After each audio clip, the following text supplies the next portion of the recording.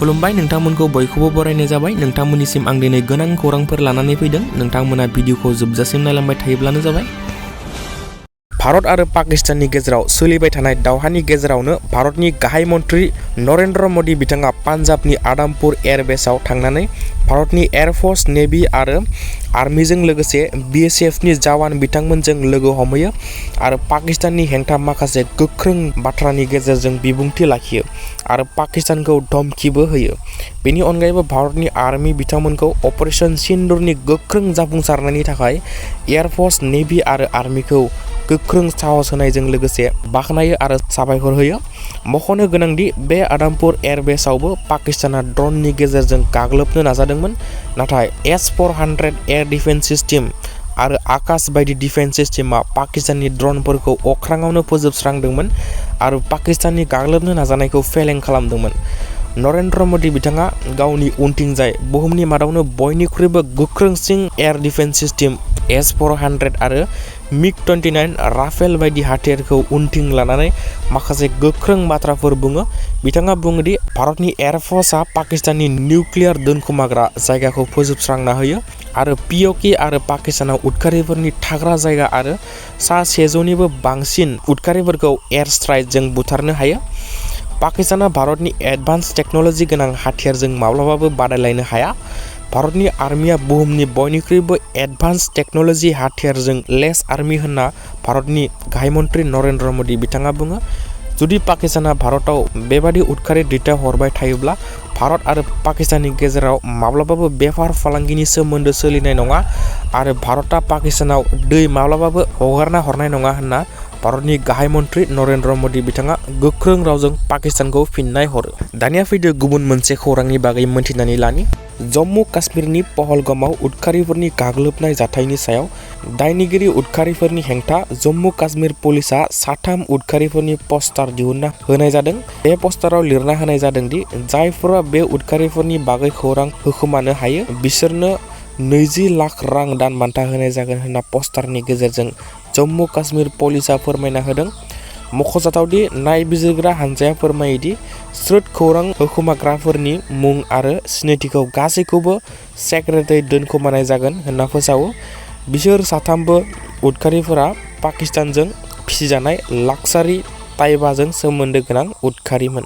दानिया फैदो गुबुन मोनसे खौरांनि बागै मोनथिनानै लानि। बर'नि राजखान्थियाव गावजों गाव गावस्रालायनायजों लोगोसे एक्स-NDP बिथांमोननि गेजेरावबो राजखान्थिखौ लानानै गावजों गाव गुरलाय गुजाय गावस्रालायनाय थासारिखौ नुनो मोन्दों।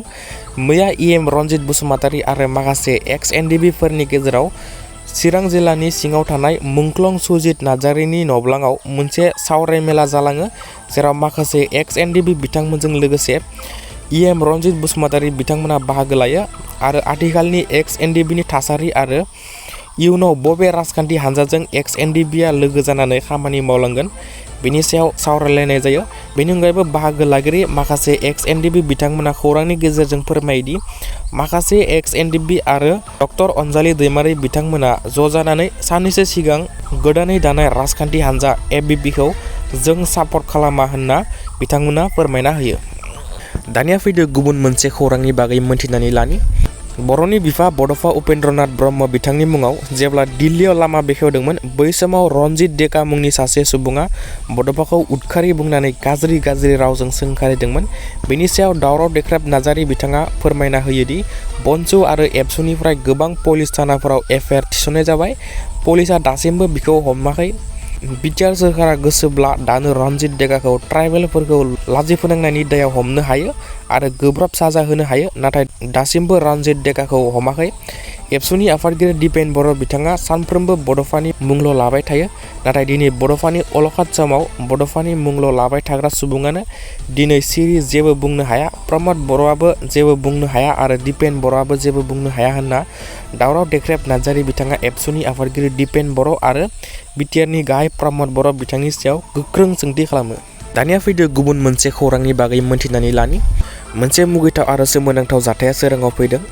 सासे 10 बोसोर बैसोनि गथ'खौ गावनि असे बिमा आरो बिमानि मोजां मोननाया लोगो जानानै बुथारनानै गंसे ट्रली बेगाव सोनानै गारनानै दोननाय थासारियाव मोननाय जायो। बे जाथाया जादों गुवाहाटीनि बासिस्ता एरियायाव। खौरांनि बादिब्ला 10 बोसोर बैसोनि मृण्मय राजबंसीखौ बिनि बिमा दीपाली राजबंसीया दिसपुर पुलिस स्टेशनाव मोनसे गोमानायनि कमप्लेन फाइल थिसनदोंमोन। जेब्ला जाथायनि सायाव नायबिजिरो अब्ला बिनि बिमानि मोजां मोननाय जितुमनि हालया बे बुथारनाय जाथायखौ खालामदोंमोन।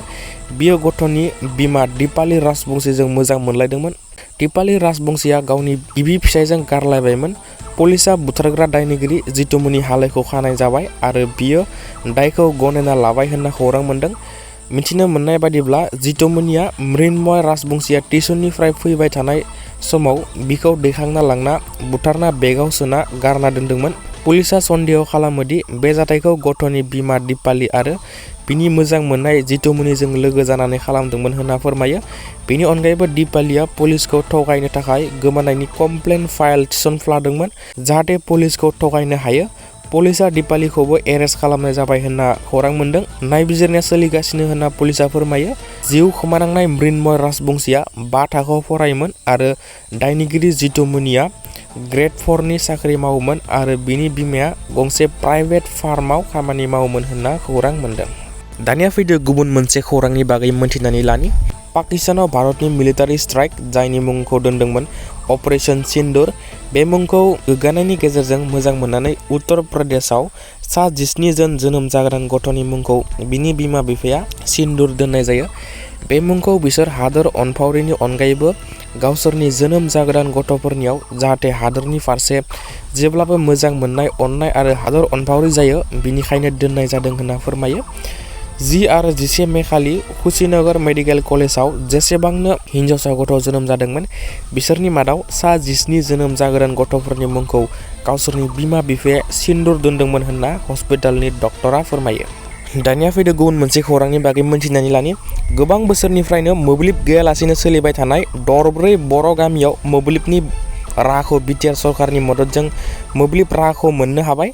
क'क्राझार जिल्लानि देबरगाव BTC बियाबनि सिङाव थानाय जाहारबारि हालामनि दरब्रै गामिफोर धोनफुरि, सानजा महेन्द्रपुर, सरसाकाटा आरो गुनं महेन्द्रपुर गामियाव मोब्लिब राहा दिनैसिमबो गैयामोन। बेनिखायनो मैया MLA लरेन्स इस्लारि बिथाङा बे दरब्रै गामियाव गिबि खेबनि थाखाय मोब्लिब सिबिथाय राहाखौ बेखेवनानै होयो आरो बे खामानिखौ रायजो राजाफोरनि थाखाय मावफुंना होनायनि थाखाय क'क्राझार सार्कल मोब्लिब सिबिथाय बिफाननिसिम साबायखर होयो।